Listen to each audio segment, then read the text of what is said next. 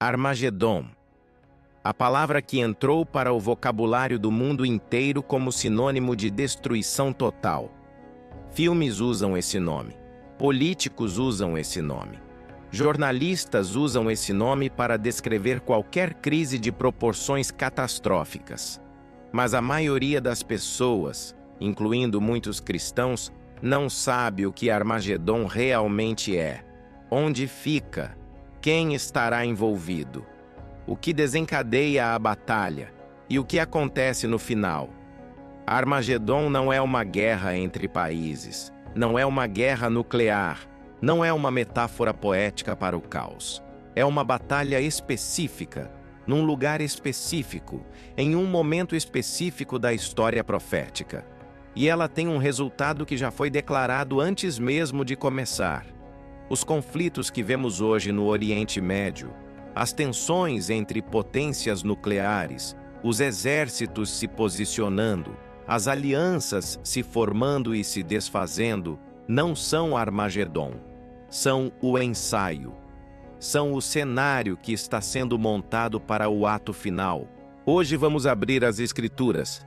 Apocalipse 16, Apocalipse 19, Zacarias 14. E entender o que a Bíblia realmente diz sobre a batalha mais famosa da história profética. O que é? Onde acontece? Quem participa? E como termina? Porque quando você entender o fim da história, vai entender diferente tudo o que está acontecendo agora. A palavra Armagedon aparece apenas uma vez na Bíblia, em Apocalipse 16:16. Em hebraico, é Har Megido, a montanha de Megido. É uma referência geográfica real e específica. O Vale de Megido fica no norte de Israel, na planície de Jezreel. É um dos vales mais estrategicamente importantes da história militar do Oriente Médio. Exércitos lutaram ali desde os tempos de Moisés. O faraó Tutmés III cruzou esse vale. Débora e Baraque venceram ali. O rei Josias morreu ali. Napoleão chamou o Vale de Megido de o campo de batalha mais natural do mundo. E é ali, nesse vale específico, que Apocalipse 16 descreve a reunião dos exércitos do mundo para a batalha final. Mas há uma distinção importante que a maioria das pessoas não percebe. Armagedon é o local de reunião, não o local da batalha principal. Zacarias 14:2 descreve que todas as nações serão reunidas para lutar contra Jerusalém. É Jerusalém o alvo final, não Megido. Os exércitos se reúnem no Vale de Megido e então marcham para Jerusalém, onde a batalha decisiva acontece. E Zacarias 14:4 descreve o momento mais dramático de toda a profecia. Naquele dia, os seus pés estarão sobre o Monte das Oliveiras, que está defronte de Jerusalém, para o Oriente.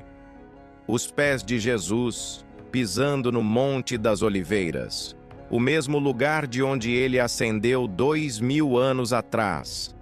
A Batalha de Armagedon não é apenas um evento militar. É o retorno físico de Jesus Cristo à Terra. Para entender Armagedon, precisamos entender a sequência profética que leva até ela. Armagedon não acontece no vácuo. É o clímax de uma série de eventos que a Bíblia descreve com precisão sequencial. O primeiro evento é o surgimento do Anticristo e seu tratado de paz com Israel, a 7ª da semana de Daniel. O mundo respira aliviado. A paz parece ter chegado finalmente ao Oriente Médio. O segundo evento é a quebra do tratado no meio do período. Após 3 anos e meio, o Anticristo entra no templo e se proclama Deus. A grande tribulação começa. O terceiro evento é a derramada das 7 taças da ira de Deus, descritas em Apocalipse 16. Úlceras sobre os que têm a marca. o mar tornando-se sangue, as águas dos rios tornando-se sangue, sol queimando com calor intenso, trevas sobre o reino da besta, o rio Eufrates secando para preparar o caminho dos reis do Oriente. E então, na sexta taça, 3 espíritos imundos semelhantes a rãs saem da boca do dragão, da besta e do falso profeta. São espíritos de demônios que realizam sinais e vão aos reis de toda a terra para reuni-los para a batalha do grande dia do Deus Todo-Poderoso, em Armagedon. É uma convocação sobrenatural. Os líderes do mundo não decidem racionalmente marchar contra Jerusalém. São conduzidos por forças demoníacas para o lugar de sua destruição, exatamente como Deus conduziu Gog e Magog pelo anzol na boca. Aqui está o que mais surpreende as pessoas quando entendem Armagedon de verdade. Não é uma batalha no sentido convencional. Não há estratégia militar, não há vantagem tática, não há resultado incerto. É uma execução. Apocalipse 19, 11, 16 descreve o que acontece. O céu se abre. Aparece um cavalo branco, e seu cavaleiro se chama Fiel e Verdadeiro. Seus olhos são como chama de fogo, na sua cabeça muitas coroas. Seu nome é a Palavra de Deus. Das suas vistas saem legiões de anjos, os exércitos do céu. E da sua boca sai uma espada afiada para ferir as nações. Os exércitos do mundo estão reunidos, bilhões de soldados, armamento mais avançado que a humanidade já produziu, a maior concentração de poder militar da história. E Cristo aparece. Apocalipse 19, 21 descreve o resultado. E os demais foram mortos pela espada que saía da boca do que estava assentado sobre o cavalo, e todas as aves se saciaram das suas carnes. Não há batalha prolongada. Não há baixas do lado de Cristo. Não há negociação. As forças do mundo inteiro são destruídas pela palavra que sai da boca de Jesus. E então, em Apocalipse 19, 20, a besta e o falso profeta são capturados e lançados vivos no lago de fogo. O comando militar e religioso do sistema do anticristo é eliminado instantaneamente. E em Apocalipse 22, Satanás é preso por 1000 anos. Em menos tempo do que levou para escrever essa frase, 2 milênios de dominação satânica sobre a humanidade chegam ao fim. Armagedon não é o fim. É a transição para o maior período de paz que a história humana já conhecerá. Após a destruição das forças do anticristo e o aprisionamento de Satanás, começa o que a Bíblia chama de reino milenar, os 1000 anos do reinado de Cristo na Terra. Apocalipse 24, 6 descreve esse período.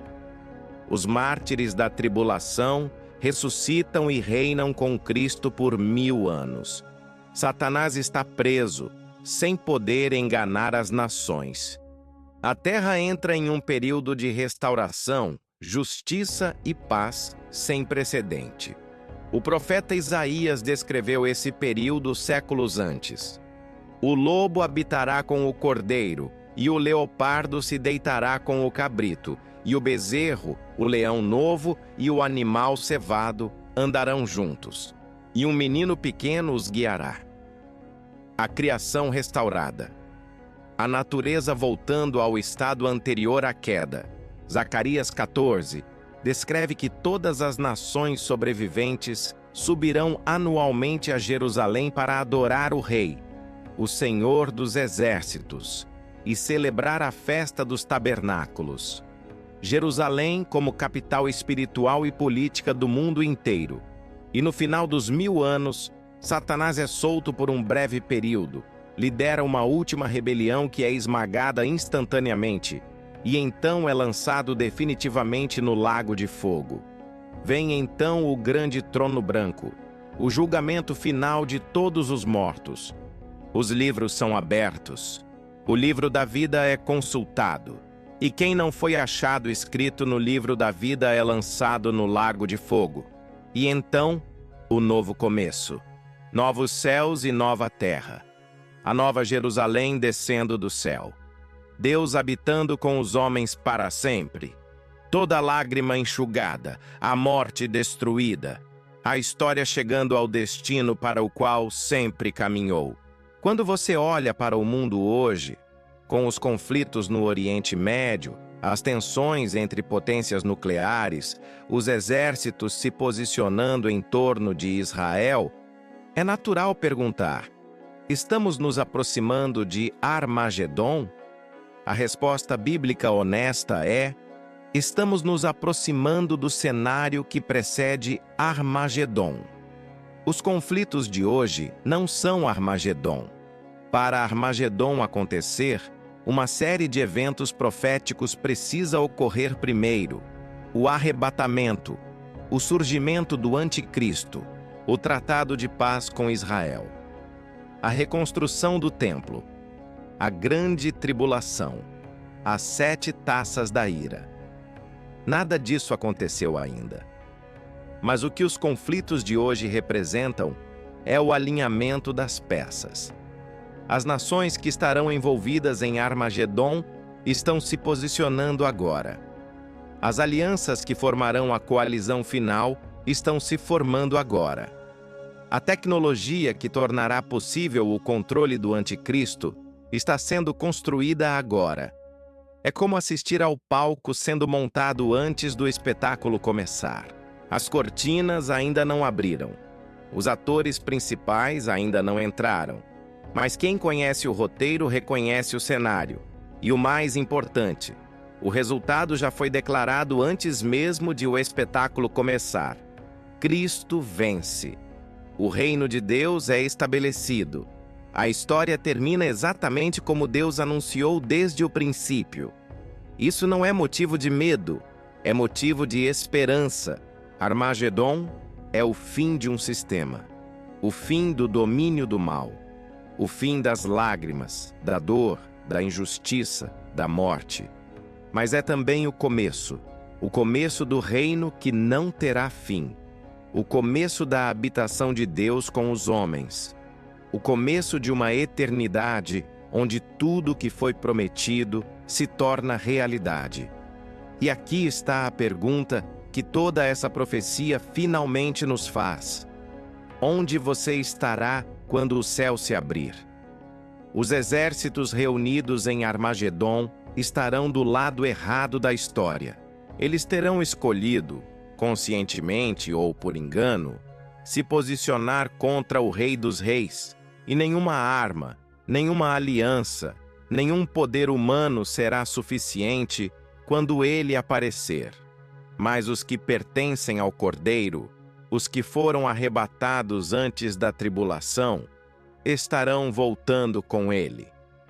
Apocalipse 19:14 descreve os exércitos do céu vestidos de linho branco e puro, seguindo o cavaleiro no cavalo branco. Os que pertencem ao Cordeiro não assistem a Armagedon como espectadores ansiosos. Eles participam da vitória como parte do exército do rei. Essa é a diferença que uma escolha faz. Não uma escolha de religião ou denominação, uma escolha de a quem você pertence. Se inscreva no canal e ative o sino. Compartilhe com alguém que precisa entender os tempos. E nos vemos no próximo episódio das Linhas do Apocalipse.